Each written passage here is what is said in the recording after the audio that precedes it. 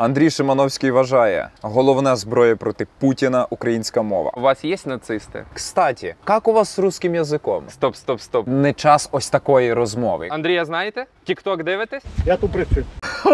До такого мене життя не готувало. Підпишіться і Путін помре. Петро Порошенко створив підбірку його улюблених тіктокерів. Дали ляпаса, він такий: о, стоп! Тут спалити підручники, тут розстріляти мовознавців. Ущемлення прав російськомовних. Ви наближуєте момент українізації Ліхтенштейна. Працюємо далі. Друзі, питання української мови зараз як ніколи актуальне, тому я покликав людину, яка в цій українській мові розбирається ну просто ідеально. Разом зі мною сьогодні Андрій Шимановський. Чекай, я почув неправильний наголос. Ти мав на увазі разом? Ми тільки почали? Чи почали? Почали, звісно. А я вже куди помилок роблю? Чи роблю? Роблю. Андрію, я тому тебе і покликав, щоб ти сьогодні і мені допоміг, і трішки більше поспілкуватися з тобою на тему української мови. Розкажи мені, будь ласка, взагалі, твоє захоплення мовою... Твоє? Все. Я більше не буду. Припини, бо я зараз розплачусь і піду. піду. Твоє захоплення українською мовою, від чого воно почалося, як зародилося, і коли ти зрозумів, що ось це твоє? Передусім, мій такий мовний педантизм у мене, мабуть, від народження, тому що в 10 років я приходив до мами і казав їй, що мама, мені не подобається, що ми спілкуємося одночасно російською, українською і польською, що у нас такий суржик, я хочу однією мовою. Мені чи якийсь дискомфорт від цього виникав, або що. І мама мене підтримувала, але мені було дуже важко в такому юному віці, коли всі друзі суржиком і вони мене не понімають. Це ти що? Ні, а що ти як ця біла ворона, знаєш? Тобто це пішло з дитинства, але глибоке захоплення і усвідомлення, що мова – це дуже важливо, з'явилося, коли я почав вивчати історію української мови. Передусім історію України, а потім історію української мови. Чим крута українська мова? Чим крута? Українська мова надзвичайно багата. Так, передусім, українська мова 256 тисяч слів. На секундочку, так? Це 256 тисяч. Тисяч. Не просто слів, а тисяч. Тисяч слів. Ми до багатьох слів можемо підбирати безліч синонімів, так? І знову ж таки, історія мови дуже потужна, так? Вона передає увесь контекст, все багатство українців. І фактично, я вважаю, що вона і зберегла нас сьогодні. Ми пройшли крізь складні дуже роки, складні випробування, складні століття. Сьогодні ми залишилися українцями і значною мірою через українську мову. Випробування чи випробування? Випробування, звісно. Як це все запам'ятати? Я постійно плутаю. Випробування чи випробування? Слухай, тут є багато технік, але передусім увага. Звісно, увага. Розкажи, будь ласка, про кілька цікавинок української мови, про які більшість не здогадується. Ну, буквально кілька прикладів, щось таке. Дивіться, наприклад, мабуть, це вже нікому не секрет, але я про це скажу. Ось новий правопис. Так, всі дуже обурювалися, чого я маю казати цей проєкт, чого так. А все ж таки проєкт. Бо там приймали, відміняли, я не знаю, чи зараз прийняли знову. 100 років тому був тільки проєкт, як і усі слова з коренем «джект». Так? Об'єкт, траєкторія – це все запозичені слова, і там є корінь «джект», який ми перекладали як «єкт». Так? Так само був проєкт. Але на той час московитам не дуже подобалося, що ми говоримо якось по-іншому, бо у них проєкт. І має звучати більш схоже, і вони це просто нам штучно в 30-му році, в 36-му, якщо я не помиляюся, 1936-му, нам сказали казати ось так, кажіть проєкт, як у нас. І інші слова, викинули літеру «г», яка теж нас дуже вирізняла. І тобто це новий правопис, він не новий. Він насправді просто повернення до базових налаштувань. Так. Окей, проєкт. Що ще цікавого? Дивіться, наприклад, та літера F, яка нам не дуже притаманна, переважно перекладалася як «ти». Так? Це літера тета з грецької мови, наприклад, там в слові «міт». Зараз нам, як сказала, кажіть «міф». Ось ми зараз з новим правописом дозволили казати і так, і так. І «міт», і «міф». І Атени, і Афіни. Так, ми можемо два варіанти. Але «ти» вона більш притаманна. І вона притаманна загалом майже всій Європі, крім нашого східного сусіда. Давай третю якусь таку цікавинку, яка дивна, напевно, для тих, хто не глибоко вивчає українську. Добре, наприклад, там з новим правописом, теж, якщо ж добивати... З новим старим. Так. Пів пишемо окремо, так, а не через дефіс і там не раз. Ми пишемо тепер там пів яблука окремо. От якщо ви цього не знали. Яка мова виникла швидше? Українська чи російська? Чи ти вивчав це питання? Фактично, дивись, якщо ми візьмемо до уваги звичний факт, що Росія заснована там та разом, ну коли Москва була створена там в 13 столітті, грубо кажучи, так. А перші згадки про українську мову вже датуються там 9 століттям, хтось каже там 4-м, 5-м. Тобто перші слова, такі як там мед і так далі, вже були. Тобто однозначно, що коріння в української мови глибше, як і історія української мови, вона старша. Тобто тут питання навіть не виникає. Українська була раніше, Так. ніж російська, і жодних сумнівів в цьому немає. Так, у мене немає. Ну, тоді і в мене їх не буде, тому що я тобі довіряю. Добре. Слухай, я тебе привів в одне місце, Ага. Франику. Озеро – це взагалі в Франківську стало таким дуже класним місцем, де люди люблять відпочивати. І ось тут є кав'ярня Legendary Coffee, яка мені дуже подобається. Мгм. Якщо ти не проти, я пропоную взяти кавуськи і сісти на їхньому Ну. чудовому пірсі, трішки поспілкуватись більше про мову і про все, що з цим пов'язано. Я не проти. Пішли. Знаєш, чому вони Legendary називаються? Чому? Тому що вони хочуть бути легендарними у всьому. Ну, ось, знаєш, така позиція, така в них концепція. Вони, типу, використовують тільки натуральні продукти, ось, щоб те, що є в них, можна було діткам десь там дати і не хвилювалися батьки за корисність цього всього. Тобто лимонади, тільки свіжа м'ята, наприклад, має бути. І ось це дуже класний, дуже трушний підхід, мені він подобається. А ще, я не знаю, як ти, я собачник просто, і мене дуже потішило, що в них є парковка для собак.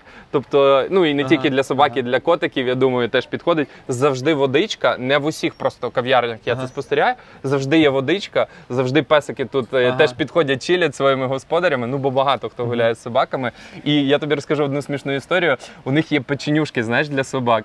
Але, ну, не завжди ти про це знаєш. І я одного разу просто випадково з'їв цю печеньку. Та, яка для собак. Я думаю, така смачна печенька, візьму я ще одну собі, а потім виявляється, що це печеньки для собак. Але прикол в тому, що вони настільки корисні і прикольні, що їх навіть людям можна їсти. Так що Здорово. нічого зі мною не сталося. Давай, обирай, що будеш.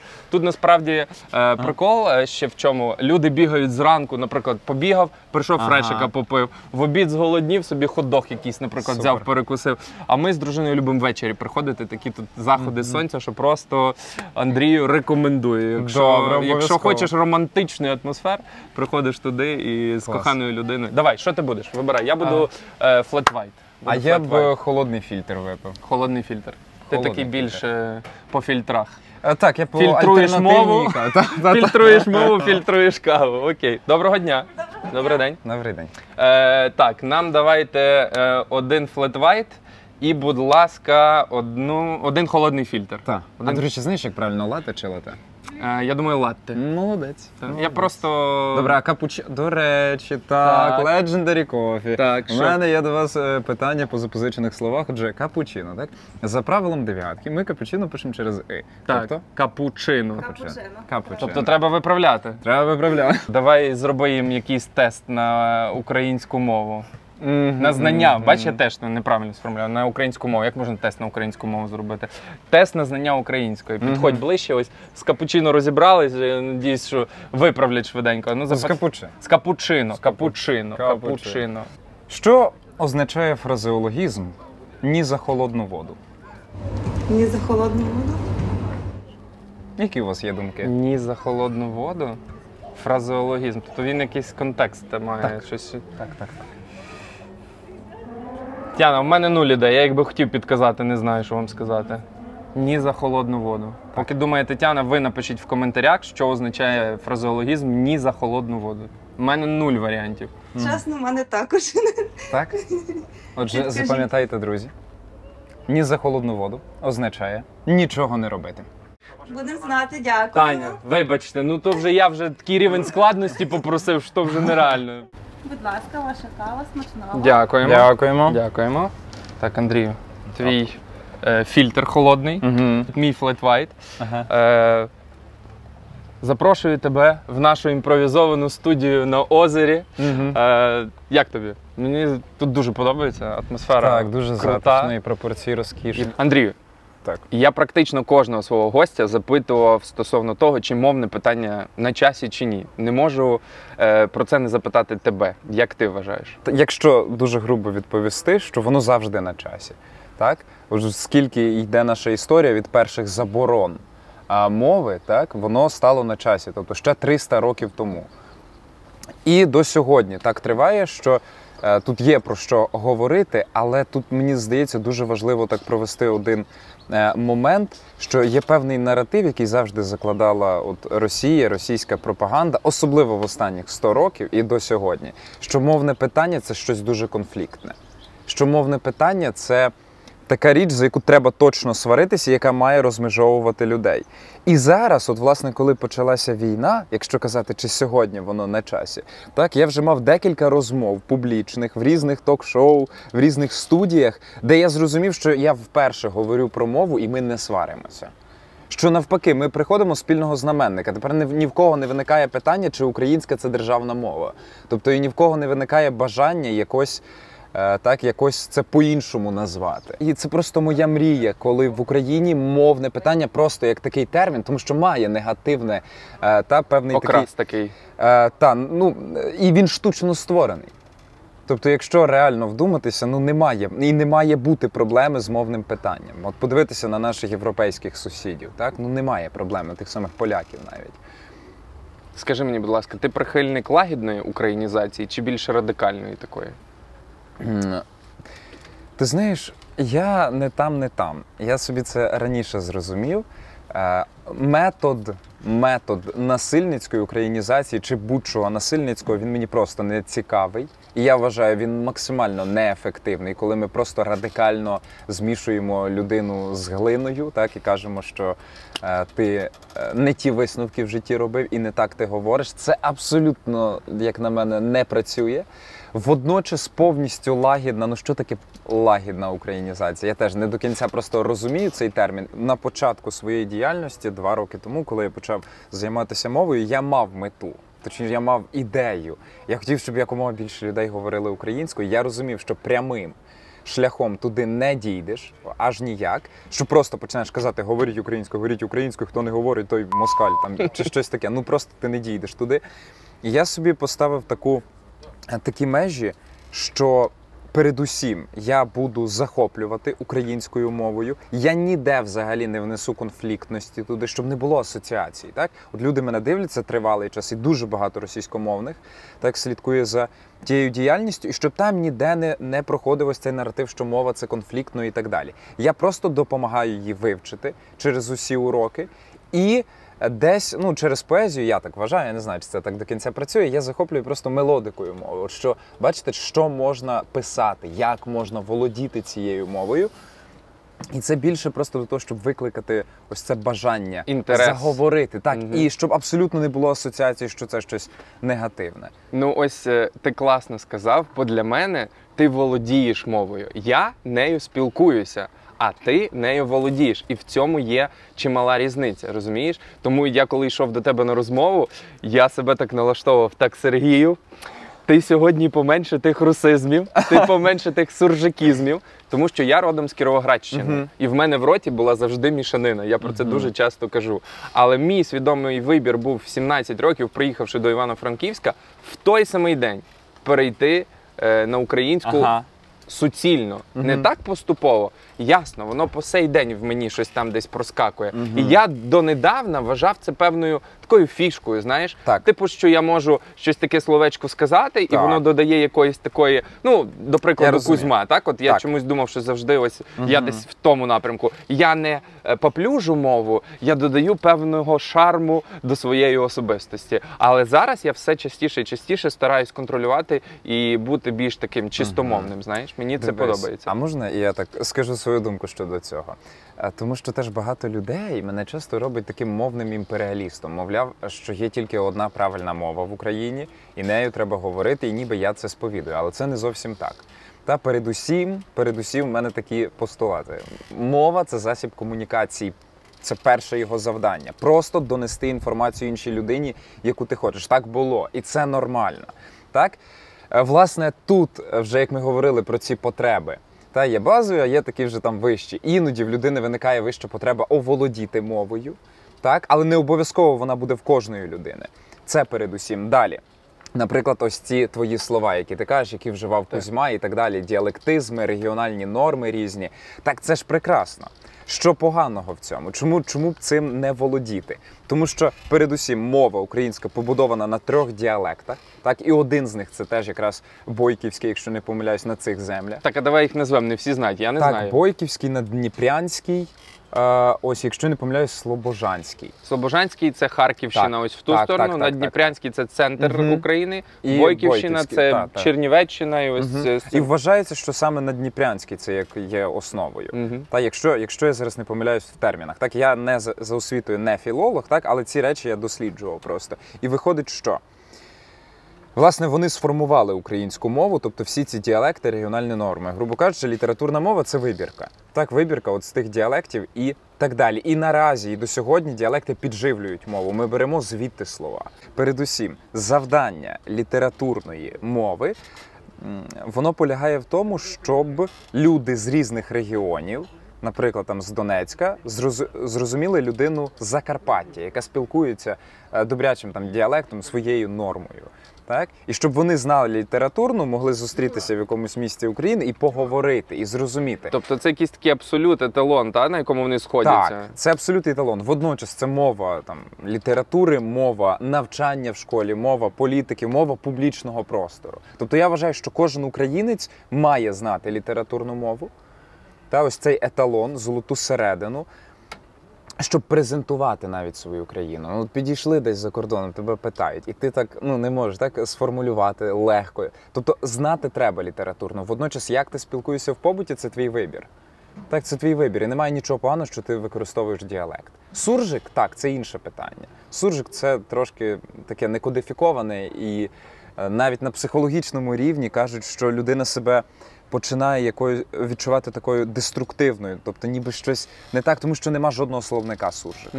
Немає ніхто його не веде і не записує, тому що це така річ, яка нам фактично дісталася в спадок від Радянського Союзу. Так, і тут треба чітко теж розмежовувати діалект і суржик.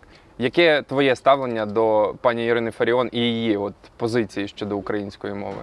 Такої більш радикальної, імперіалістичної, так? Я, наприклад, її не поділяю майже в усьому, тому що для мене це не підхід, особливо, наприклад, там те, що стосується англіцизмів, для мене це взагалі якийсь абсурд, я не розумію. Наприклад, так, ось таких речей. Якщо кожна мова, кожна країна спілкується зі своїми сусідами, так чи інакше, і просто в нас не може не бути запозичених слів. І це нормально. В кожної мови є запозичені слова. Навіть англійська мова запозичувала в української мови. І в них є в словнику слова, які там винайшли у нас, так? Але вони їх теж використовують. І що? А є хоч один приклад? Так, наприклад, слово «глей». Слово «глей», його український ґрунтознавець Висоцький, не пам'ятаю, як звати, він його взагалі знайшов фактично, та? Він його дослідив і назвав «глей». Ось. І що це означало? Ну, глей, це глина така. Глина, так, окей. це ось це порода. Угу. Просто ось глей. Англійці, то він перший його фактично записав, так? І англійці подивилися, їм дуже легко лягає це слово глей. Воно ніби англійське, так? Взяли собі. І взяли собі, наприклад, це. І це не один випадок. Зараз ось так не пригадаю, наприклад, так ось цей момент. І кожна мова запозичує в інших мов. І в цьому немає нічого поганого. Тим паче, якщо говорити про ось, як вона каже, англоварваризація. Слухайте, воно мені зараз схоже, це як ось ці російські пропагандисти говорять про цей, як це, щось там... Англосакси. Англосакси, оце вони тут заходять до нас. Воно мені щось схоже, тому що, ні, я не хочу там ставити в один ряд, звісно, Ірину Фаріон і... Мені видається, Ірина Фаріон дуже освіченою, дуже розумною жінкою. Ерудованою. Окей, дуже ерудована жінка з дуже цікавим темпераментом. Мені як актору передусім дуже цікаво за нею спостерігати. Так, і я не раз дивлюся і розумію, що це жінка, яка просто робить рейтинги, тому що її позиції, її слова, вони дуже потужні, її темперамент. Так, але коли це просто не мій підхід життєвий, я намагаюся золоту середину знайти у цьому. І коли, наприклад, ці слова, ці ж англіцизми, вони фактично там створені, ці там зум-конференції, якісь такі речі там. То я не бачу нічого поганого, якщо ми запозичимо це. І розумієте, у чому питання? Наприклад, якщо суржиків орієнтовно в нашій мові 30-40 тисяч, так, то англіцизмів 2000 не нарахуємо. Тобто суржик, він дуже впливає на мову. Тобто боротися треба не з англіцизмами Ні, точно. англіцизми не мають такий вплив. Це так само, як і полонізми, їх не так багато. Це не є проблемою. Так ми спілкуємося з поляками, ось вони нам і допомагають. І ніякої біди від цього немає. Коротше, ви з Іриною Фаріон дещо такі антиподи в питаннях мови. Ти за декілька днів до війни дав інтерв'ю виданню Washington Post. Як взагалі це сталося? Бо для мене це так круто звучить. Дати інтерв'ю Washington Post. Блін, це дуже круто. Ну дивись, по-перше, це не зовсім інтерв'ю, вони робили матеріал про мову для американців, які не розуміють, у чому у нас тут конфлікт. Мовляв, якщо канадійці спілкуються англійською, то вони залишаються канадійцями. Якщо там мешканці Сполучених Штатів спілкуються англійською, вони теж залишаються. Ну, тобто немає ніякої проблеми. А я пояснював, власне, той контекст, у чому там проблема. Чому у нас це має значення? Чому у нас це частина політики просто, так? І у нас на цьому дуже багато розбіжностей. А як вони тебе знайшли? Хто на тебе вийшов? Тут поясню, це дуже легко. Петро Порошенко за тиждень до... Так, стоп. Невже і це стало за каденції Петра? Це якраз стало вже не за каденції. Я думаю, тут ми йому це не запишемо. Якщо навіть тут причетний сивочолий гетьман, я не знаю, де. Без нього не обійшлося. Слухай, без нього не обійшлося. Ой, я не можу. Він створив підбірку його улюблених тіктокерів. Петро Олексійович створив підбірку на Фейсбуці, у себе опублікував. Боже, я перепрошую, це 6-й чи 5-й президент України? Який це 5-й, здається. 5-й президент України створює підбірку улюблених тіктокерів. Так, а я думаю, це так, знаєш, щоб там електорат теж цей підтягти собі. Так. І виходить, що там дуже цікавий список був, по-перше, тому що я такий дивлюсь, так, стоп, а хто це? Я ніколи не знав там цієї людини. Дивлюся, а це голова відділу Європейської солідарності в місті Чернівці, і вона ще й тікток знімає. Оце її улюблений тікток. І якось потрапив туди я, в той топ. І виходить, я теж питав цього журналіста, а як ви вийшли на мене?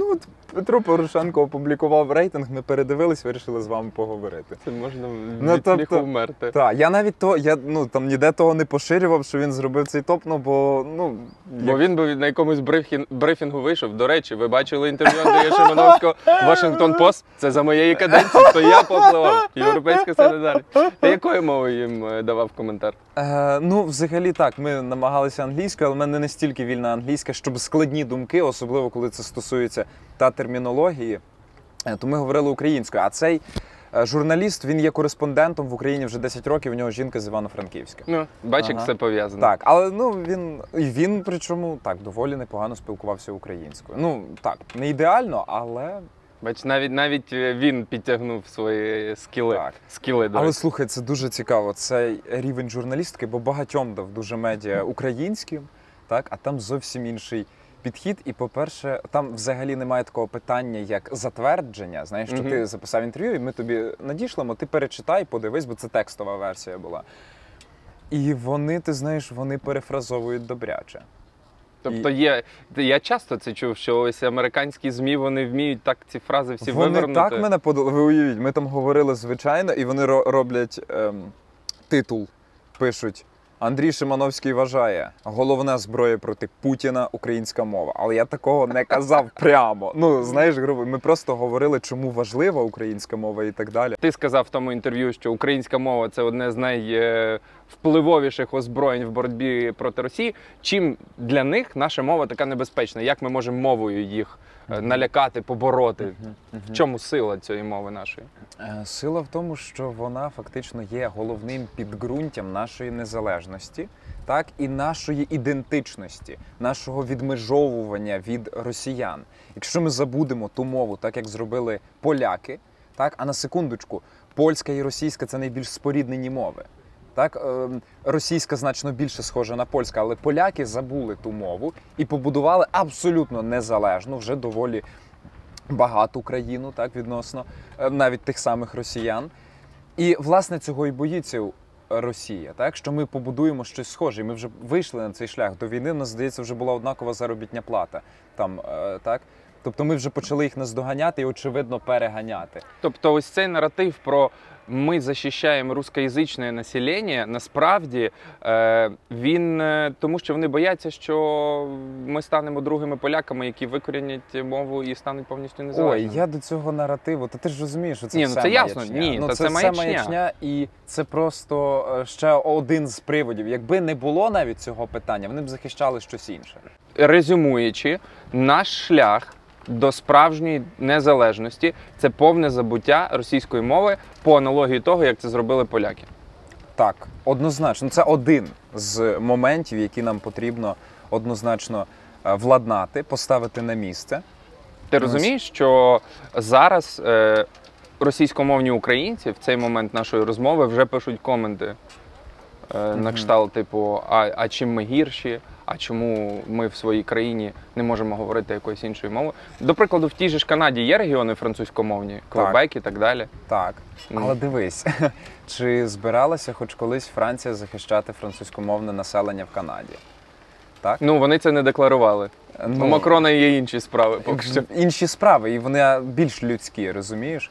Там немає такої, насправді, поруч бідної, незграбної фактично країни, яка має ядерну кнопку. Там немає такого, що буде займатися такою дурнею. Тому тут зовсім інший історичний контекст елементарно. Тут ще от така дуже цікава паралель. Нас неодноразово порівнюють Україну зараз з Великою Британією, так, коли була Друга світова війна, там та 40-ві роки, і так само там був і Вінстон Черчилль, та як зараз там порівнюють його з Володимиром Зеленським, точніше Зеленського порівнюють з ним.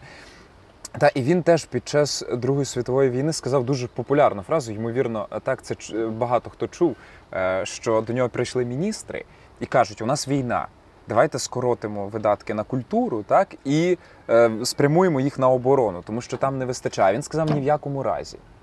Ви розумієте, за що ми воюємо взагалі? А що буде, що залишиться, якщо не культура? Так? А мова – це передусім, так? Це передусім складова культури, яка, власне, і допомагає зберегти цю ідентичність, яка допомагає зберегти українця. Ось. І тому це надзвичайно важливо усвідомлювати. Ту річ, наскільки зараз важливе це питання і наскільки потрібно це досліджувати. Для тебе мова – це індикатор свій-чужий? Для мене передусім індикатор свій-чужий – це те, які робить людина вчинки. Так? Відповім так, може дуже просто, банально, але так воно і є.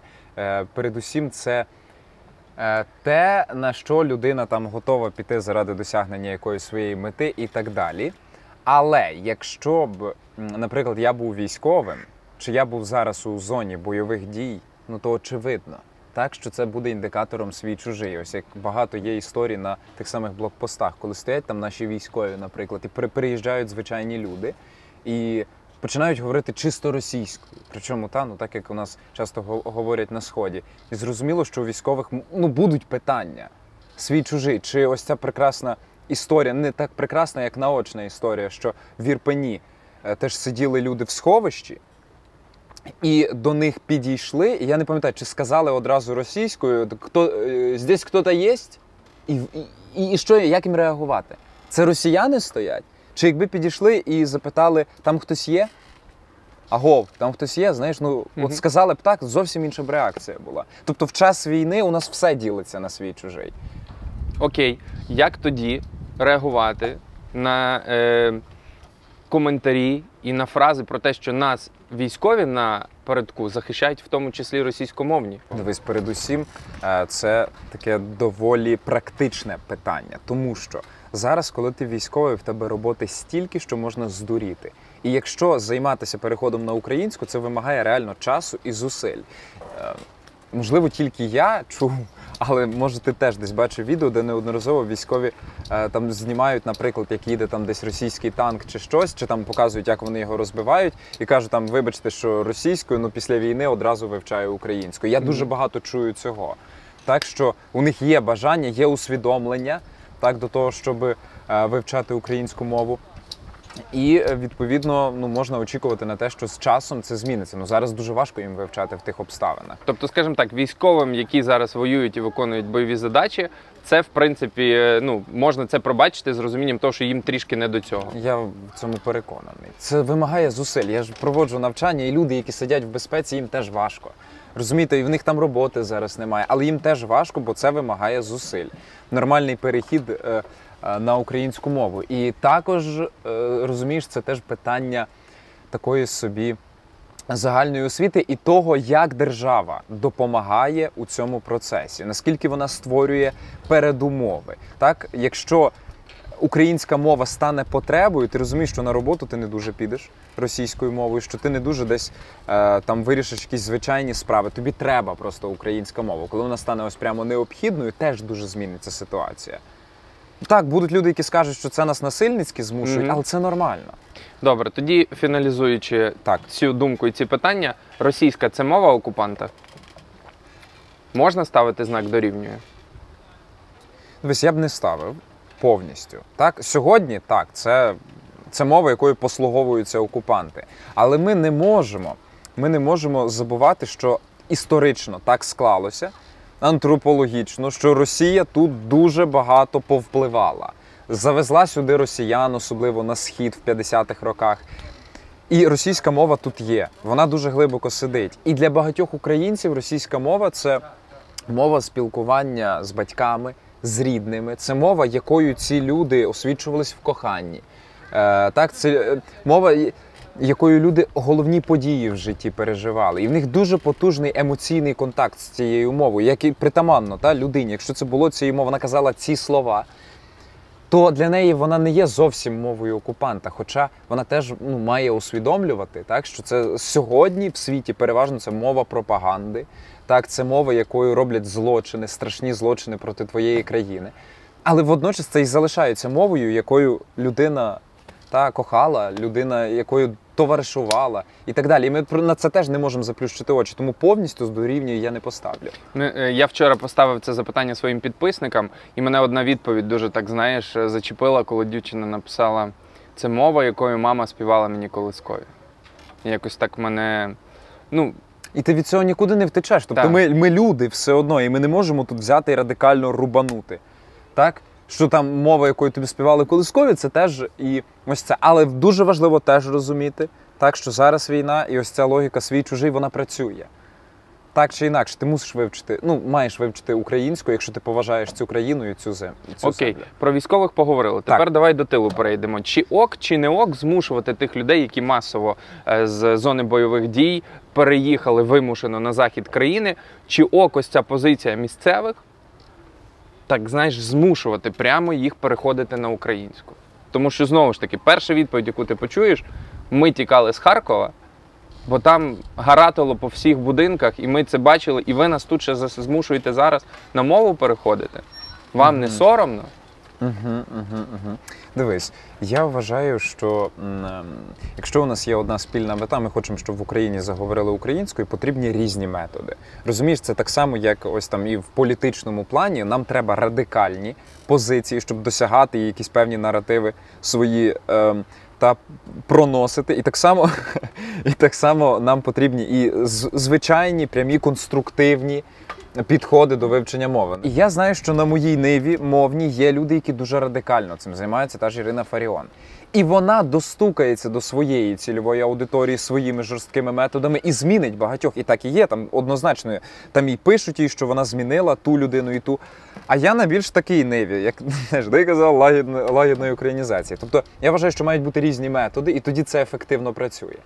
Ті люди, до яких жорстко поставляться, і вони на це закриті, вони просто пройдуть далі. Так, і вони там, їм нічого не зміниться, в них викличеться агресію і так далі. А потім я до них підійду з цукерочкою і скажу: а як так чи так? І вони: о, українська мова, це ще й смачно, там, знаєш. І їм цей метод спрацює, і вони по-хорошому до них дійдуть. Тобто мають бути різні методи. Кожен має знайти для себе свій метод. Чи то середовище, в якому говорять українською, чи ось радикальний підхід, типу, знаєш, дали ляпаса, він такий: о, стоп! українською, це Фаріон, я зараз маю на увазі. І ти такий, цукерочку, цукерочку, цукерочку, тримайте. О, цукерочка, воно цікавіше, ніж конхвета звучить. Давайте я теж буду українською говорити. Так. Тобто, все ж таки, запитання ок чи не ок, ти конкретної відповіді не даєш. Ну, я вважаю, що це ок, але для певної цільової аудиторії. Як ти все одно так розумієш. Але воно так і є, розумієш, типу ок, але не на всіх. Якби в нас тільки цей метод був, то ми б програли цю історію. Ми б програли однозначно, тому що більшість людей, вона не любить мову грубу, мову сили, так. І я вважаю, взагалом, це моя логіка, що м'яке, воно потужніше за тверде. От в плані спілкування з людьми, в плані якихось таких, от м'який підхід, він більш ефективний, він тобі дає більше змоги по-різному діяти. Передусім тут треба питати нашу державу про це. Так, у мене питання у цьому плані, наскільки ми займалися реально освітою наших громадян. Тому що, знаєте, ми неодноразово чули про логіку, як тут там, логіка холодильника. Так? От нам, в принципі, не так важливо, що там. Головне, щоб в холодильнику було що їсти. І це насправді логічно, так? Це про ті базові потреби, про які ми говорили. І питання мови, це вже, якщо воно ще й так стоїть, та питання переходу, тобто це вище питання у цих потребах, і для того, щоб людина на нього вийшла і почала відповідати собі, має бути певні передумови. Тобто я вважаю, що це освіта. Це правильна освіта, це нормальні думки з телебачення, не просто програми, власне, про той самий холодильник і все. Так? І таке виховання без культури, без таких ширших моментів. І це тільки держава за це має відповідати. За те, що у нас відбувається в медійному просторі, кого ми пропускаємо, чи є якийсь певний фільтр. Я не кажу, що треба цензуру внести. Так, але теж профінансувати проєкти, які будуть забезпечувати розвиток. І тоді ось цих мовних питань не буде. Тому що, мені здається, для людини, яка має базову освіту, вона це розуміє. От просто базову освіту не на рівні диплому, а на рівні знань, на рівні прикладних знань. Так, вона розуміє, як жити. І тоді цих питань, тобто тут питання до держави, наскільки вона займається освітою громадян. Прийшли більшовики до влади в 1918 році, орієнтовно, 17-18 революція. Перше, що вони зробили? Створили філософський пароход, так його назвали. Знаєш, що це? Ні. Вони зібрали всіх філософів на корабель, щоб не розстріляти, і просто вислали. Потім всіх культурних діячів, які могли робити народ не таким тупим. Розумієш? Їхнє завдання було максимально примітивізувати своє населення, бо тільки таким населенням можна керувати. Ну, тобто тупими людьми легше керувати? Не то, що легше, ними можна керувати. Розумною людиною ти не скеруєш. Розумієш? І це дуже цікаво, що українців все одно це не зламало. Так? Попри те, що ми були безпосередньо під цим впливом, скільки наших було розстріляно, вивезено, депортовано, це ж страшно уявити. І нашу націю це все одно не зламало. Ось ще один наратив хочу обговорити про ущемлення прав російськомовних. А тобі не здається, що всі 30 років незалежності ущемляли якраз українську мову? Бо мої друзі, які приїздили в Харків і хотіли десь, можливо, починати говорити українською, стикалися з тим, що їм казали: «А, та ти з села приїхав». І виходило таке, що, камон, типу, там мені якось, соромно чи що, знаєш, була якась українська мова, як мова от села і типу чогось такого меншовартісного.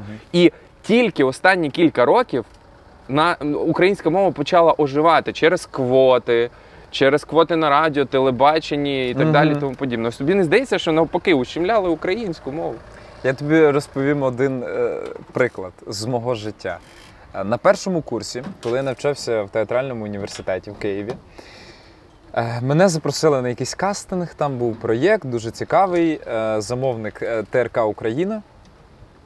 Ось, і мене затвердили. Там в мене щось було 15 знімальних днів. На першому курсі це здавалося просто якоюсь фантастикою, великі гроші пропонували. Ось, за кожен день там і все. Я думав, це вже я просто створив собі кар'єру. Такий випав шанс.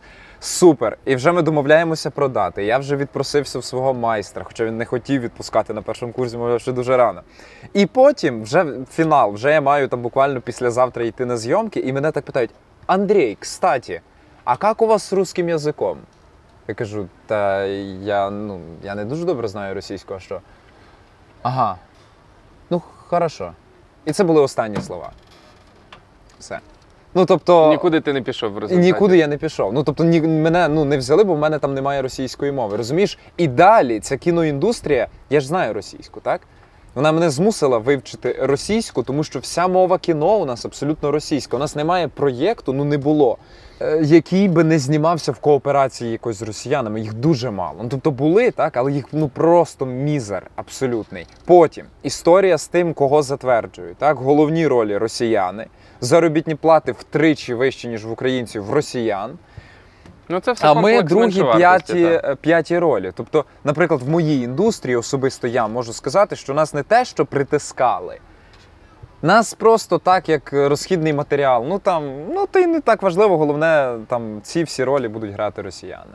Є у нас така рубрика запитання від підписників. Ось підписник Влад запитує, яке покоління українців, на твою думку, профукало українську мову? Ти знаєш, я б взагалі не взявся відповісти, що якесь покоління українців прямо профукало. Я б навіть поставив би пам'ятник більше українцям, тому що, якщо взяти, що я взагалі не знаю іншої мови в світі, яку забороняли понад 300 років, це понад сотні указів, щоб там тут її викреслити, тут спалити підручники, тут розстріляти мовознавців. Так, через ті тортури, через які пройшла українська мова, і сьогодні понад 50% населення надалі спілкуються українською мовою. Так, фактично, мова пройшла через роки, коли не було України, не було незалежності, не було території, не було нічого, була повна заборона, і вона вижила. Я б не сказав, що українці її профукали. Та дай Боже кожній мові так зберегтися. Подивіться, що з білорусами. Вона зараз записана в мови, які вимирають. Так, білоруська мова, вона абсолютно, фактично втрачена стала. Так, дуже мала кількість спілкується білоруською і так далі. Тобто українська мова ще зробила дуже потужний, як на мене, дуже потужний крок, але передусім українці його зробили. Тому я не скажу, що покоління профукало, навпаки, зараз це закономірна динаміка. Наскільки на державному рівні реально повністю заборонити російську мову, і чи це буде правильно, як ти вважаєш? Я не думаю, що це буде правильно. Я взагалі не думаю, що треба цим займатися. Треба займатися розвитком української мови. Ну, розумієш, ми ж теж не хочемо жити в якійсь закритій комуністичній країні, де ми будемо там влаштовувати прямо правила. Ні, у нас демократія в повному розумінні цього слова. Так, ми не маємо займатися забороною, ми маємо займатися освітою. Ще раз, так, повторюю. Ми маємо пояснити, чому важливо спілкуватися українською, а не просто брати і забороняти російську. Ну що це викличе протидію?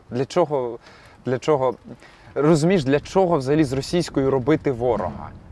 Та, от я собі думаю, штучно, от саме штучно там нав'язувати зараз. Це має бути просто зрозуміло, що сьогодні в нас війна, так, і не треба тут ще додаткових якихось пояснень. Тому я думаю, що не варто цим займатися. Скажи мені, будь ласка, що гірше, суржик чи російська мова? Це теж, до речі, хтось з наших підписників запитав. Ох і питаннячка наших підписників. Дивись, я би просто дуже сильно і не розділяв би ці поняття глобально. Тому що, дивись, російська мова, так, це зараз стала одиниця, якою там послуговується частина населення. Суржик фактично так само, але суржик – це спадок від Росії, від російської мови. Розумієте, це ми як говоримо про там бабусю і внука. Розумієш, це про тобто це наслідок впливу російської мови? Це абсолютно так, це наслідок впливу. І щось гірше чи краще, розумієш, якщо ми там в суржику все ж чуємо якісь українські слова, то для вуха, звісно, краще. Але якщо глобально розібратися, то не те не є ознакою культури в Україні і не є ознакою розвитку нашої країни і нашої держави. Чи погоджуєшся ти з думкою, що ті, хто народились на заході країни, народилися трішки в більш вигідних умовах, з таких, знаєш, базових заводських налаштуваннях, що у них одразу було україномовне середовище, на відміну від тих, хто народився на Сході, де такого середовища не було? Це з якого боку подивитися. Тому що, наприклад, я вже точно переконаний, в мене було понад 10 тисяч учнів, і дуже багато людей з заходу України хочуть взяти участь і беруть, тому що їм хочеться удосконалити свою українську, вона не ідеальна. Так ось, перевчитися значно складніше, ніж вивчити українську мову, ось так просто почати. З нуля і заговорити. Значно складніше. І відповідно в якихось, так, от з іншого ракурсу, ні. тобто людина буде більш красивою, більш чистою мовою говорити. Ось. І вона ще має базу потім для розширення свого словникового запасу і так далі.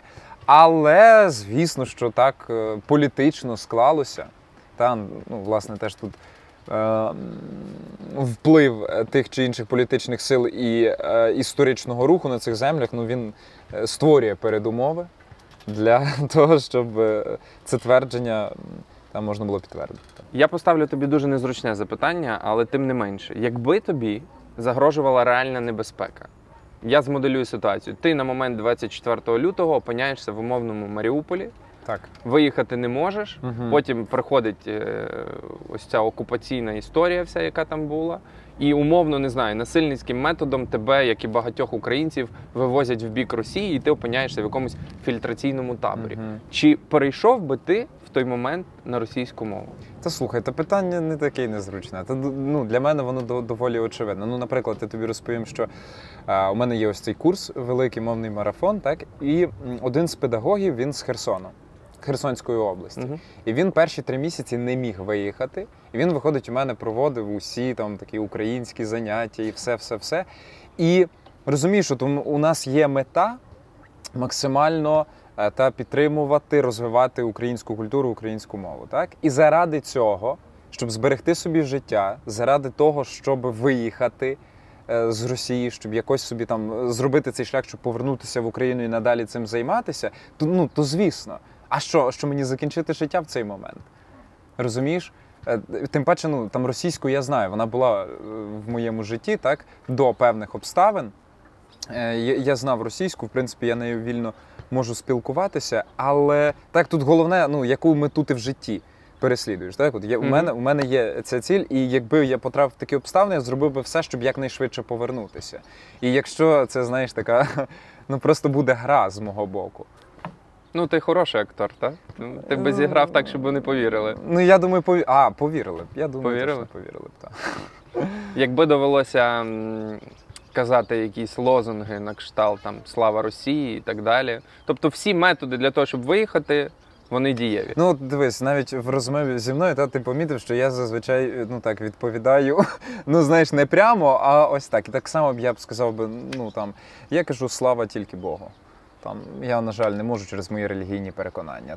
І щоб вони мені на це сказали. Знаєш, я би знайшов слова, щоб це не казати водночас, чогось такого не озвучувати, ніде там не зраджувати глобально своїх принципів і так далі. Просто... Добре, як би ти відповів на запитання, у вас є нацисти? До такого мене життя не готувало. У вас є нацисти? Я б сказав ні. А що? Просто б сказав ні. І що? Спокійно, я б не почав казати, що ти поплавлена людина, і тобі я б цього б не почав би казати, але я б спокійно відповів, ти знаєш, немає. Зараз в додатку Duolingo на 300% людей почали вивчати більше українську мову. Тепер запитання до тебе, як до професіонала з української мови. Чи є шанси, що українська мова стане другою мовою в світі? Так, однозначно є. Ми ось вже скоро будемо обганяти китайську мову, ми вже там на підступах до неї. Вже так, я дивився, що деякі штати переходять, в Сполучених Штатах деякі штати переходять на українську. Потім в Європі нам там залишилось буквально кілька країн. Іспанія, Португалія і вже... І Люксембург. З Люксембургом складно. Там дуже серйозно стоїть це мовне питання, тобто не всі хочуть вивчати наддніпрянський діалект. Типу кажуть, якщо бойківський, там то просто в піде. Ліхтенштейна бойківський, а ми тут теж, знаєте лі. Тому вже ось. Якщо серйозно, чи вважаєш ти, що ці цифри 300% Duolingo, це все ж таки дійсно якийсь показник, який демонструє більшу зацікавленість до української мови? Більшу зацікавленість до нашої культури і до нашої країни, і до нашої ідентичності, яку люди вивчили. Я думаю, заплющеними очима більшість населення планети вже вкаже, де Україна на мапі. Вона не буде тільки Шевченко, Кличко. Так, і що тут дуже є потужна культурна база, яку можна вивчати і чим можна захоплюватися. Я думаю, що це маркер саме ось цих моментів. І я бачу в цьому дуже сильну перспективу. Тобто жарти жартами, але я все ж таки Ліхтенштейн не дожмен. Працюємо над цим, браття, працюємо. Скажи мені, будь ласка, Duolingo, але в тебе є свій марафон з вивчення української мови. Коротко дуже розкажи, як він виглядає, скільки триває і в чому його така, знаєш, фішечка. Добре. Дивись, загалом мовний марафон – це історія, яку я вже, над якою я працюю 1,5 роки. Я удосконалюю його, розвиваю як тільки можна. І спочатку він починався з того, що ми 7 днів працювали, тепер 21 день. Програма дуже інтенсивна, вона охоплює передусім 2 теми. Перша – це українська мова, звісно, вивчення її там для початківців, для тих, хто хоче глибше вивчити. У мене є різні лектори, різні педагоги так на цю тему. І є техніка. Тобто не тільки ти викладаєш? Ні, у мене дуже багато людей на цьому працює, дуже теж і медійні люди до цього я долучаю. А друга тема – це як навчитись красиво говорити. Тобто теж це і про фонетику, так, як звуки правильно в українській мові вимовляти, як мелодику зберегти, які є от складнощі російськомовних, так, коли звуки перетягуються просто з російської в українську. Це вже такі речі, що не кожен почує. Так, і цим мовний марафон унікальний, що тут є широка база, ми вчимо красиво говорити і водночас знати українську. Ми про правопис, звісно, говоримо, як і правильно написати, про історичні різні аспекти української мови, є і такі лекції. Тобто дуже широка база на мовному марафоні. Я спеціально це робив, щоб, взагалі, щоб зібрати гроші на ЗСУ. І це головна зараз мета марафону. Цей бізнес, він не прибутковий сьогодні для мене. Ось. Але він дуже ефективний. Тому широка програма для того, щоб максимально широку кількість людей захопити. Окей, 21 день. Скільки це годин в день ідуть заняття? Дивись, у нас щодня є етер, який триває щонайменше годину. Плюс щодня публікуються відеоуроки, переважно з техніки мови. Тобто, якщо повністю проходити марафон, то щонайменше десь 1,5 години на день. 1,5 години на день, Це 3 тижні. Так. Це понад 40-50 годин української мови. Так. Скажи мені, чи можна стверджувати, що після цих 3 тижнів людина заговорить українською? Та, яка не говорила б взагалі? Однозначно. Тобто у нас є розмовні клуби ще спеціально для цього. У нас є індивідуальна робота з людьми від педагогів. Так, і я працюю, і інші мої педагоги. Ми створюємо максимальні передумови для того, щоб людина, власне, заговорила. У нас є різні практичні завдання, які передбачають обов'язкове спілкування з іншим учасником марафону через відеоповідомлення щодня. Так, щоб людина говорила, і є певні завдання на ці спілкування. Тобто, якщо людина виконує умови, так, і ми отримуємо кожен раз після марафону сотні відгуків, що ось нарешті я заговорила, ось нарешті в мене не виникає страху. Так, і теж ось моменти будь-якого тиску на людину, що щось там з нею не так і так далі, ми їх виключаємо. Тобто, по факту, людина, яка абсолютно не знала української, окей, чула десь її, українець. Вона українець, який не говорив українською до цього, за 3 тижні говорить і щебече солов'їн. Я б сказав, робить дуже впевнені перші кроки. Тобто, серйозний прогрес такий. Так, звісно, що не впевнений, не так, що вже прямо солов'їною щебече. Звісно, на це треба трошки більше досвіду, ніж 3 тижні, тут якщо бути об'єктивним. Але це дуже потужний крок. Скажи мені, ти робив аналіз, як змінився відсоток людей, які після 24 лютого не просто я українець, який говорив завжди українською і просто вирішив імпрувнути її, покращити, а власне тих, хто хоче зіскочити з російською, він збільшився відсоток цих людей? Він збільшився значно. Скільки десь разів? Він збільшився на відсотків 150. Ось, тобто, якщо до війни у мене так плюс-мінус 50 на 50 було, що там з заходу України, з центру України, які там знали українську, так, люди приходили і покращити її. І не така вже там велика частина йшла, щоб вивчити з нуля. Ось. А зараз просто збільшилась значно кількість учасників. Всіх я теж не можу відслідкувати, хоча ми збираємо від кожного таку анкетку, щоб теж розуміти цю демографію. Але зараз значно збільшилася кількість ось тих історій, коли я запитую, а яка ваша мотивація була? Так, і там багато лікарів, наприклад, зі Сходу, які зараз на фронті фактично лікують наших військових, там цивільне населення. І вони кажуть, мені настільки страшно від думки, що я там говорила все життя російською чи говорив. І зараз я хочу назавжди її забути, вона в мене викликає там огиду. І, ось такі дуже радикальні речі від людей зі Сходу України. Тобто однозначно Цей відсоток збільшився і запит на це збільшився. Скільки в тебе людей приходить в один марафон? Ну, по-різному, Ну, скажімо. в середньому. Ну, в середньому зараз десь 1200. за 1200 один один марафон. Були марафони зараз на 2700 учасників. Це був другий чи третій за час війни. Їх було 7 за час війни. Тільки саме. за час війни? Тільки за час війни. 7 марафонів. 7 І в марафонів. середньому 1000-1200 людей. Тобто Андрій Шимановський і команда українізували 10 тисяч українців. 10 тисяч за час війни. Працюємо далі. Працюємо далі. Так, власне, ти хотів- 1 липня. Як липня? Липень вже пройшов. О, серпня. Господи, я Давайте плутаю. про рекламу вже нормально. Так. 1 серпня запрошую вас на мовний марафон. Старт о 19:00 і почнемо прокачувати українську. Посилання буде в описі під цим відео. Реєструйтесь. Останнє, скажи, щоб люди зразу знали, на що їм розраховувати. Дуже дешево. Дивіться, мовний марафон, базовий пакет, стандартний, де ти все фактично матимеш, тільки не матимеш індивідуальної консультації, там буквально кількох лекцій, таких там з публічного виступу, з пластики, бо в нас навіть таке є. Боже, навіть Але ми це пластика є. поєднуємо, це дуже Так. важливо. Для публічного виступу це надважливо. Ну так. То це 400 гривень. Це нічого. За 3 тижні Всі кажуть, що це нічого. Так, що це просто, але ти нормально. благодійністю займаєшся. Так це благодійність. І ми, більше того, ми 50% не від прибутку, а від усього оберту ми віддаємо на ЗСУ. Інша половина йде на така ж на рекламу цього. Тобто це реклама в усіх соцмережах, блогерах, плюс заробітні плати. В мене там теж дуже великий, тому що я велику команду маю.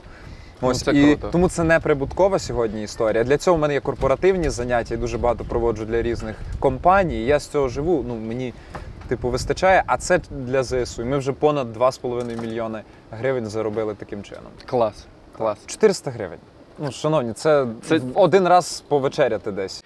Ще одна думка, яка постійно в інфопросторі існує, що Росія закінчується там, де закінчується російська мова. І ось, знову ж таки, хтось з підписників поставив таке запитання. Якщо раптом вся Україна почне зараз говорити українською, чи одразу закінчиться ця війна? Як я і казав на початку, що мова для Росії – це один з аргументів, чому почати війну. Так? Їм за це зараз легко зачепитися. Справа ж не зовсім в мові. Так? Справа в тому, що це їх одвічне прагнення колонізувати нашу країну і нашу землю. Просто мова – це те, що заважає їм це зробити. Тому що якщо не мова, вони почнуть казати, що Львов ісконно наш, чи ще щось. Так, вони ще щось вигадають, що тут багато росіян жило. А все одно, от ви говорите українською, тут росіяни, вони вигадають, до чого причепитися. Справа не зовсім в мові. Мова – це просто те, що дуже допоможе нам відгородитися і дати їм зрозуміти, що вам тут вже немає. Це ще один бар'єр, який... Це бар'єр, дуже потужний бар'єр, який подолати буде надзвичайно важко. Коли ми повернемо Крим і Донбас, а це обов'язково станеться, я в цьому навіть не сумніваюсь, не знаю, як ти, ти, до речі, як вважаєш, ми повернемо свої території? Повернемо. Так ось, коли ми повернемо, що ми будемо робити з мовою там?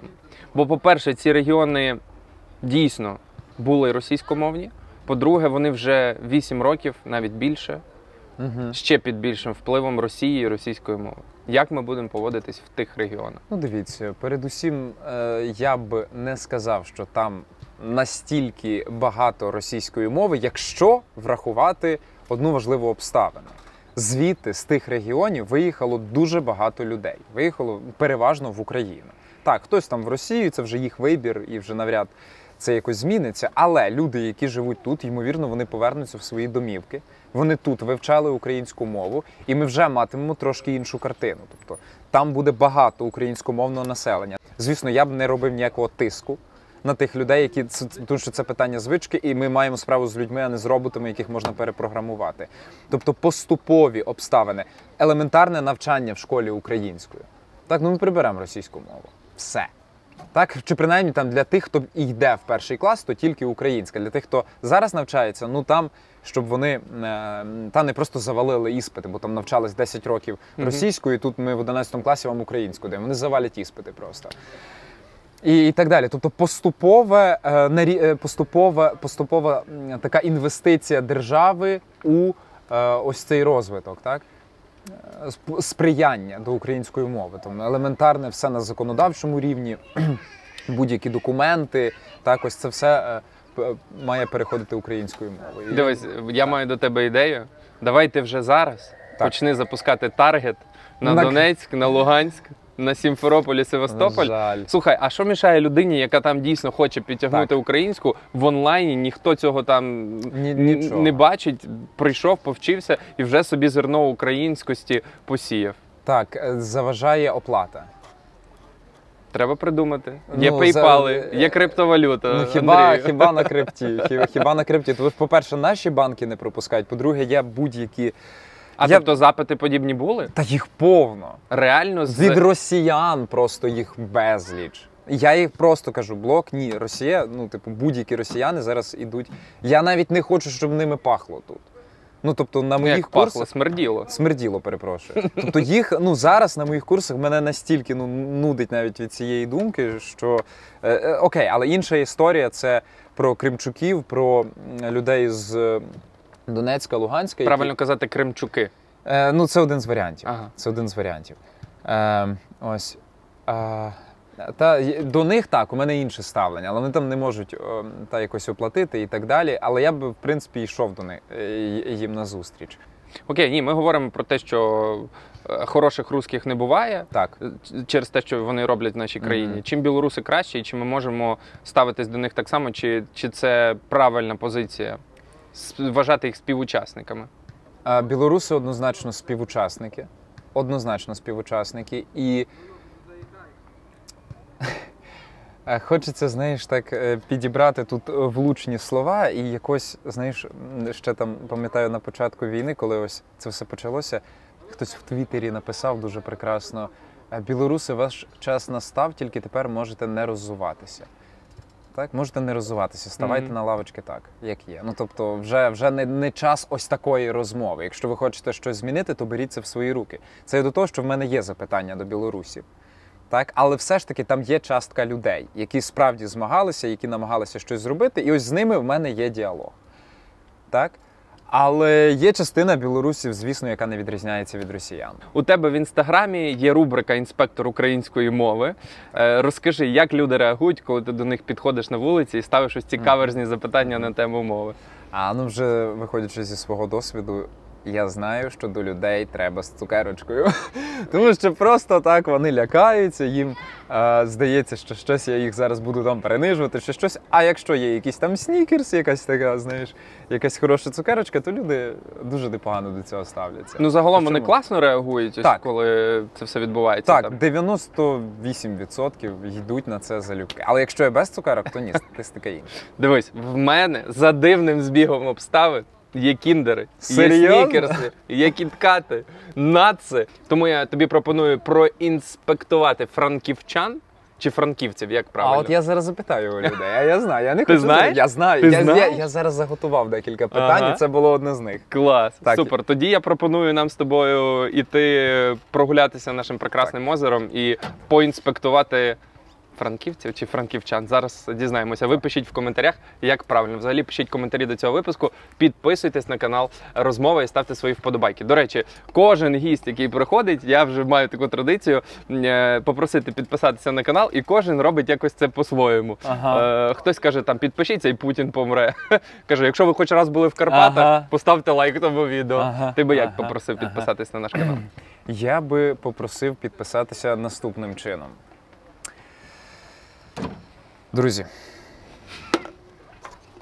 цей час настав. З кожною підпискою на канал Розмова ви наближуєте момент українізації Ліхтенштейну. Ми поступово йдемо до нашої мети українізації всієї планети. І ми вже недалеко. Ваша підписка нам допоможе. Підпишіться на канал. Підпишіться на канал Розмова, і пінгвіни в Антарктиді заговорять Ні, українською. але насправді те, що ви робите, це дуже здорово, це дуже на хорошому рівні. І я рекомендую справді от всій своїй аудиторії переглядати ваш канал, тому що насправді не так багато у нас є таких якісних інтерв'юєрів. За що тобі дякую. Ідемо в люди. Ідемо. Ідемо в люди. Доброго дня. Доброго дня. Як вас звати? Марія. Марія, ви звідки? З Івано-Франківська. З Івано-Франківська. Ви добре знаєте українську мову? Більш-менш. Більш-менш. Зараз Андрій вас протестує, і якщо ваша відповідь буде правильна, будь-яке солоденьке з цього я вам запропоную. Готові? Добре. Не хвилюйтесь, не хвилюйтесь. не Щось хвилююсь. простеньке, Андрій, давай. Добре, щось дуже легеньке. Ось, наприклад, уявіть, Руслан Марцінків звертається до місцевих мешканців. Як йому правильно сказати? Любі івано-франківці чи івано-франківчани? Івано-Франківчани. Ну так, івано-франківці. Запам'ятайте, що івано-франківчани – це калька з російської мови. Так, правильно, івано-франківці, запам'ятайте. Марія, Так, але щоб краще запам'яталося, знаєте, щоб ви раз і назавжди запам'ятали цю зустріч, і щоб правильно казати як? Івано? Франківськ. франківці, клас, Франківці, добре. Марія, давайте 5. Супер. Класного вам дня. Андрія знаєш? Да. Знаєш Серйозно? Андрія? Да. Ти дивишся TikTok? Серйозно? Це круто. А чим він займається? Не знаю. Ну, неважливо, десь Неважливо. бачив, десь бачив. Ти звідки? З Франківськ. З Франківська. Українську мову добре знаєш? Да. Давай, запитання від Андрія, якщо правильна відповідь, получаєш кіндер.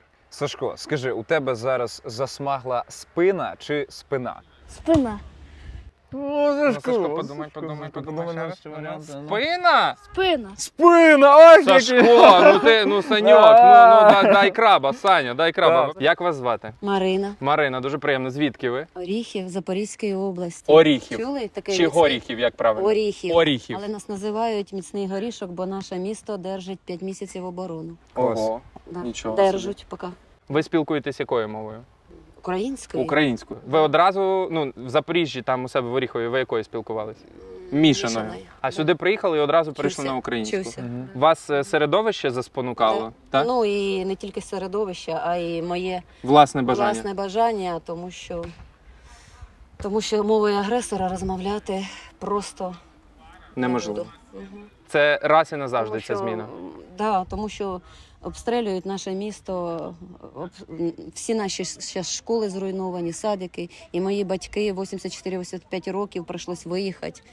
І батько помер на цьому фоні. Так що я ненавиджу російську мову Ми вам дуже співчуваємо і віримо, і що країну Росія. окупантів скоро виженуть з нашої землі. Вижене. Щоб це сталося швидше, популяризуємо українське. Як ви думаєте, де Макар теля пасе? Це дуже далеко чи це дуже близько? Теля пасе. Близько. Близько? Ну, на жаль. Чого? Де Макар теля пасе, це означає дуже далеко. Це такий фразеолог. Так ти скажи, Так ви ж неправильно задали питання. Давай тепер Ви розмовляли французькою, пан теля пасе. Давай я. Пан теля пасе. Давай я. В українській мові запитання задають чи ставлять? Ставлять. Ставлять. Бачиш? Я знаю підхід. добре ставиш. А я добре ставлю своє А я запитання. ще потренуюся. Дякую. Дякую. Доброго дня. Як вас звати? Ліля. Ви не проти, якщо ми присядемо біля вас? Ліля, ви звідки? З Франківська. З Франківська. Ви добре знаєте українську мову? Дуже. Дуже? Тільки українською. Тільки розмовляю. українська. Клас. Ви Андрія знаєте? Ні. Ні, Андрій в інстаграмі, в Тіктоці популяризує українську мову, проводить українськомовні марафони. Якщо захочете ще покращити, от знаєте до кого звертатися. Так. Ми вам хочемо запропонувати солоденьке, але не просто так. Андрій поставить легеньке запитання, якщо ви так добре знаєте Так. українську, а ми вам дамо ще солоденьке. Андрію. Угу. Отже, як ви думаєте, що означає фразеологізм «усі кози в золоті»? Це свідчить про достаток людини чи свідчить про те, що їй все здається кращим, ніж є насправді? Мені здається, другий варіант. А вам правильно здається. Серйозно? Так, усі Слухай. кози в золоті означає, що мені здається, що це краще, чи там і комусь здається. Знаєш, рожеві окуляри. Як вас звати? Василь. Пане Василь, дуже приємно. Мову українську добре знаєте? Добре. Добре? Мгм. Впевнені. А ну, Андрія знаєте? Тікток дивитесь? Де то так. Пізнаю я. Пізнаєте, так. А ну, Андрій має запитання, я вас хочу солодким пригостити, якщо дасте правильну Мгм. відповідь. Коли я дивлюся на це солодке, у мене тече слина чи слина? Наголос слина чи слина? А ну, пане Василь. Слинна. Як? А ви так два зробили. Так, ви молодець, ви зразу два варіанти. А ну, чітко. Слинна. На А. На А Так. чи на И? Подумайте добре, бо то Слина. Кіндер, чи Емендемс слина? і Кіткат. То не шутка. Слинна. Слина. Так. На И. Правильно, слина. Пане Слина. Василь, щоб вас не Це текла перемога. слина, візьміть щось смачненьке собі добре. І- Оце. Та й що Дякую. знаю. Слава Україні! Героям слава. Слава нації! Смерть ворогам. Смерть Україна! Україна. Понад усе! Понад усе. Гарного дня! Я тут працюю. Все, будемо знати. Андрію, ну то що, виходить так. Що відповідати на я тут працюю? Я тут працюю, я тут частуюсь. Я думаю, що інспекція Івано-Франківська відбулась, ти її зробиш більш обширно і покажеш в своїх соцмережах. Так. Ми маленький шматочок показали. Ну, мій головний висновок – солодке працює. Працює. Коли підсолоджуєш одразу, Так. людям стає приємніше. Солодка українізація. Солодка. Ось, новий термін. Солодка українізація. Ми з тобою перегрілись на сонці. І останнє питання від одного дуже особливого підписника. Я тобі хочу поставити на тих ліжачках. Пішли. Такого слова, напевно, немає в українській мові. Лежаки. На Ну, лежачках. ти ж лежиш. Під вербою Так. на фоні нашого прекрасного озера. Ходім. Добре. Ходім. У Дякую. мене до тебе останнє запитання від нашого постійного підписника Дмитра зі Львова. Він запитує, як ти ставишся до того, що слово «хуй» українське? Слухай, питання насправді цікаве, але наскільки мені відомо, що це слово, воно взагалі походить з монгольські мотиви присутні у цьому слові. Загалом, скажімо, ця лексика, так, Ти маєш на увазі ненормативну лексику, тобто так. Я маю лайку. на увазі. Так, отже, ненормативна лексика або лайка. Так, Андрій. Ненормативна лексика або лайка. Вона притаманна українській мові, Чекайте, але я у так нас... пальчик відтупирю, щоб більш інтелектуально здаватися. Так. Отже, ненормативна лексика, слова на кшталт хуй і так далі, вони... Та що ти смієшся? Ні, просто Ти не казав ніколи цього слова? Ні, я чи що? казав, я Так взагалі я грішу цим. Я просто про те, що ми так делікатно, інтелігентно на Франківському озері обговорюємо слово хуй. Тому, вибачте, то контент 18+. Так, Так, от кінцівку відео Так. вже подумайте, чи дивитися. так. Отже, так і українській мові більш притаманна просто лексика, яка стосується гівна, сраки і так далі. Статеві органи теж притаманні, але їх трошки менше, аніж дупи і аніж прокльонів. А, прокльони. У нас прокльони і лайно ось це те, що найчастіше фігурує у нашій нормативній лексиці. Тобто, а найби тебе качка копнула, а найби тебе Так. шлях трафив. Так. І ще якісь. а ну, давай. Найчорт печінки повиїдає. Наприклад, такий прокльон. А щоб швидкою настою тебе зносило? Щоб швидкою настею. Так, це означає, що в тебе діарея була. Розумієш, оце швидка Настя. Я хочу попросити вибачення у всіх Анастасій, які дивитимуть той випуск. Нічого Це не особистого. дискримінація Не Анастасії. Абсолютно, так. Та українська лайка, ось вона Так. передбачає таке. Як бачиш, тут і поєднується наша пристрасть до прокльону і до лайна. От, щоб швидкою настою тебе зносило. Або щоб твоєю мордою просо молотили. Ось теж така хороша, знаєш, така прямо побажав, то вже побажав. Слухай, так виходить, в нас навіть лаятися якось гарно виходить. Нам не треба всіх тих, Дмитре, хуїв ваших монгольських. Пальчика, будь ласка. А пальчика, Це ж перепрошую. таки інтелігентна Так, нація. 100%. Інтелігентна Так, нація. так. А, я думав, ти щось сказати, хочете мене просто палець попросив відтопирити. Я підтвердив те, що в нас інтелігентна нація. А ми як представники цього народу... Так, Андрію, закінчуючи тему хуїв і всіх статевих органів, лайна і всього іншого, Так. хочу, щоб ти в своїй лагідній, солодкій формі закликав, якось змотивував більше людей до вивчення української мови. Отже, друзі, тепер такий серйозний відступ. Треба пам'ятати, що не існує жодної країни без культури. Жодна країна не передбачає розвитку без культури. І тому пам'ятати про те, що українська мова – це невід'ємна частина нашого розвитку, невід'ємна частина, відповідно, нашої культури. І тому якомога більше плекати її, передавати наступним поколінням. Якщо, наприклад, тобі не зрослося вивчити добряче українську мову, створи всі передумови для своїх дітей. Намагайся в родині також поширювати її, у соціальних мережах. Тобто робимо крок за кроком. У кого є наскільки можливості цим займатися, то робіть. Дарма це все діло не пропаде. Андрій, я тобі дуже дякую. Ми з тобою провели кілька годин, А я дізнався для себе купу нового, купу цікавого і продовжую робити те, що ти робиш. Більше твоїх мовних марафонів. Не 10 тисяч українізованих, а 100, 200, мільйони. Ти робиш дуже круту справу. Кожен на своєму фронті зараз. І твій фронт, він супер важливий. Так що дякую тобі за цю зустріч. Welcome to Івано-Франківськ ще раз. І дякую тобі за українську. Дякую тобі, Сергію. Дуже комфортно з тобою спілкуватися було. А мені Ось. закидають, що я такий, знаєш, дуже тепличний інтерв'юєр, що я не ставлю гострих питань. Ну, ти знаєш, про хуй було непогано.